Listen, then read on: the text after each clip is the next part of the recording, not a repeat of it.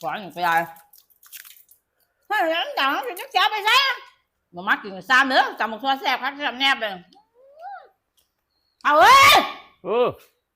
nó ăn Hầu chưaมาเราล้างมืออยู่มาเราได้ยัง ก็ดูนี่ ได้ยังกินเลยเนี่ย nó biết không โอ้โหมือใดกับทอดไก่ตำสมเจ้านี่ให้เขากินแต่จังสี่ตีแกงหน่อไม้บ่มีจิตซอสฮ้อนๆน่ะโก้ๆนั่นน่ะแกงหน่อไม้ vào dưới này nhà chị kèn nó mày แม่นขันยานางนั่นน่ะมีบ่แกงหน่อไม้อ่ะ กินตำบักทั่วกับไก่ทอดก่อนไปหยัง บ่กินก่อนจะกินแกงหน่อไม้ซอสฮ้อน กินในข่อยจัก ๆบ่ข่อยบ่กินข่อยจะกินแกงหน่อไม้ซอสฮ้อน โอสมภาษากิน ๆบ่กินกูบ่กินกูสิกินแกงหน่อไม้ซอสฮ้อน ว่าอยู่นี่สิบ่ได้เอามันบ่แกง ๆบ่แล้วอยากกินแกงหน่อไม้ โอ้เดี๋ยวข่อยจัดให้ แซ่บหลายแกงหน่อไม้ไปเอามาเดี๋ยวนี้เลย ใจเย็นๆเดี๋ยวข่อย ไปเลยจะให้ศูนย์เด้คนหิวเข่าเนี่ยมันศูนย์เนี่ยมันบ่คือลงเด้ โอ้เป็นยังล่ะทอดไก่กับทอดไก่